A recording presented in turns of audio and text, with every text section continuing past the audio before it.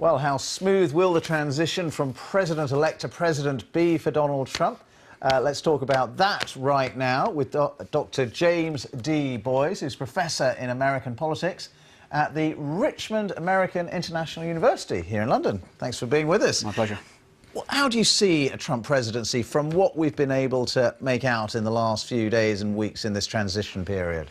Well, if you remember going back 6 months now, as soon as he got the nomination, people were saying, well, you're going to see Donald Trump emerge as more presidential. That simply hasn't happened. Hillary Clinton kept saying throughout the campaign that anybody who can be, provoked with a tweet is going to be a dangerous or an interesting president, at least. And we're seeing that.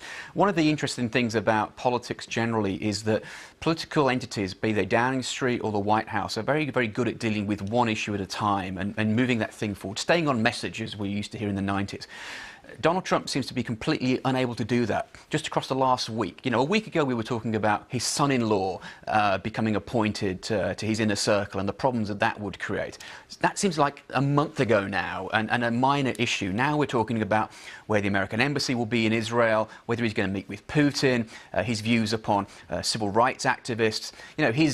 His use of Twitter is all well and good, but it constantly deflects the attention and prevents the ability to create a forward-going narrative, I think, which could be a problem for him. Not to mention his views on Meryl Streep as well. Of course. But you talked about Russia and Putin, and there's suggestions there might be some sort of superpower summit very early on in a Trump presidency with Putin in Reykjavik. Yeah, we're getting mixed signals out of the transition team about whether this is or isn't going to happen at this point. But certainly, the initial reports are suggesting that his first overseas trip, his first high-powered meeting, could well be with Vladimir Putin in Reykjavik, deliberately designed, I think, to try and remind those of a certain generation of a similar meeting between Reagan and Gorbachev. Intriguingly enough, of course, though, that meeting didn't go particularly well and wasn't necessarily particularly well thought out. I think the problem you're going to see here, though, is that trying to have a summit that early plays into Donald Trump's idea of the great man view of history, which he views himself as clearly. And if I can just sit down with, in this case, Vladimir Putin, look him in the eye, and we can deal with this.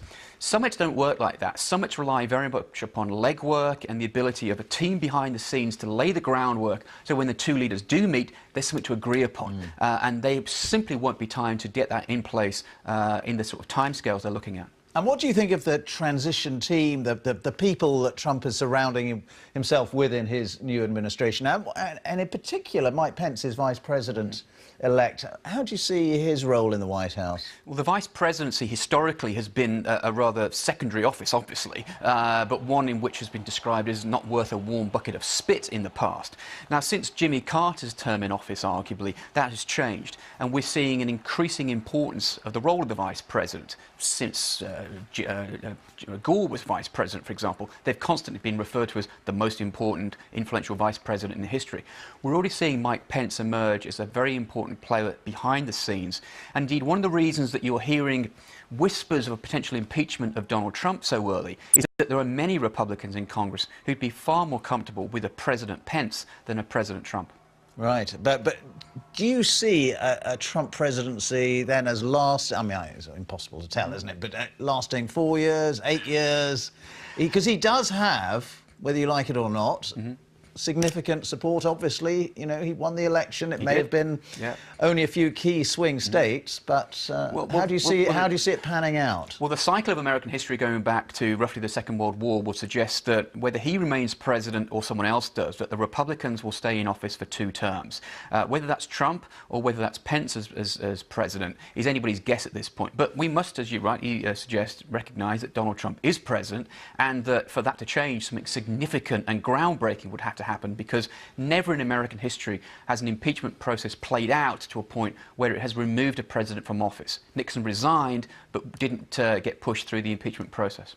Probably quite early to be talking about impeachments, but anyway, Dr. James D. Boyes, Professor in American Politics, thank you so much for being with us.